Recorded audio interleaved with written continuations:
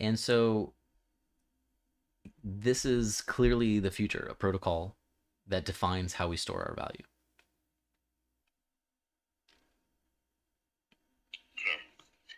So can we get more specific on, Yep. and I know actually just before we started this call or video, the site got listed, Jenny, I'm not sure which site got listed. I think it was geniustoken.com, which is a community-driven site, not the main one. But some Mexicans saw it and they said, "Hey guys, be careful." A lot of people trying to snap up that sweet pulse, and things coming out, and people doing airdrops. Yeah, everybody wants that sweet pulse. Right. So be careful, y'all. So what do you see as, since you said HEX is another staking token, what do you see as the main differences between Genius and HEX? Why is Genius better? What does it do that HEX doesn't? Or maybe it's complementary. What do you see there? There's a ton of different reasons, and it depends on how you look at it. It depends on what your priorities are. So your question is, okay, what are key differences between Genius and HEX? Well, first of all, one thing that, see, I'm over here thinking to myself, should these answers help Hexicans understand the difference, or should these answers help people in general understand the difference? One very clear difference is with HEX, you can lock up your tokens for 5,555 days. With Genius, it's 4,444 days. But to the Hexican, you see Pulse Chain. You mentioned Pulse Chain. Pulse Chain came about mainly because, a vulnerability that HEX and Genius have is that they rely so much on the substrate that they're executed upon. So HEX greatly relied on Ethereum and Ethereum's rules, ever-changing rules.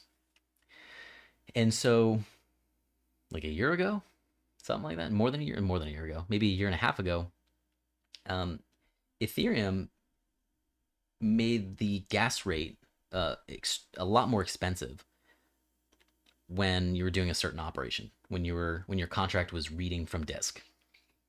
And this affected HEX greatly because you would have your average person with $100 stake, or about $100, or a $50 stake. You'd have your average person at the time.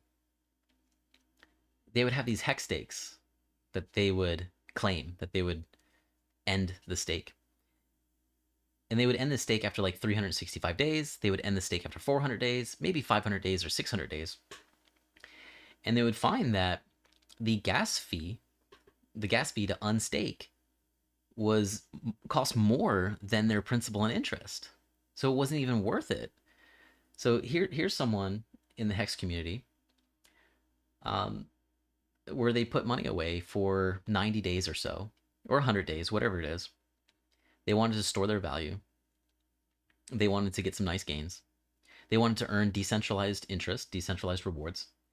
And then suddenly when they go to unstake it, they're surprised by the gas fees. And they're like, wow, it's not even worth it for me to unstake this. Now, of course, this problem didn't happen with whales. But what I'm getting at is this was such a big problem that Richard Hart and them were like, yeah, this is BS. All right, let's make our own Ethereum. I mean, it was more complex than that. So now the HEX contract is very optimized for gas, but there are some methods that just are not optimized. For example, the end stake fee. With the Genius smart contract, I mean, the Genius is going to be on Ethereum and it's going to be on Pulse Chain. Any project out there would be shooting itself in the foot not to be on Pulse Chain. Pulse Chain is going to be awesome.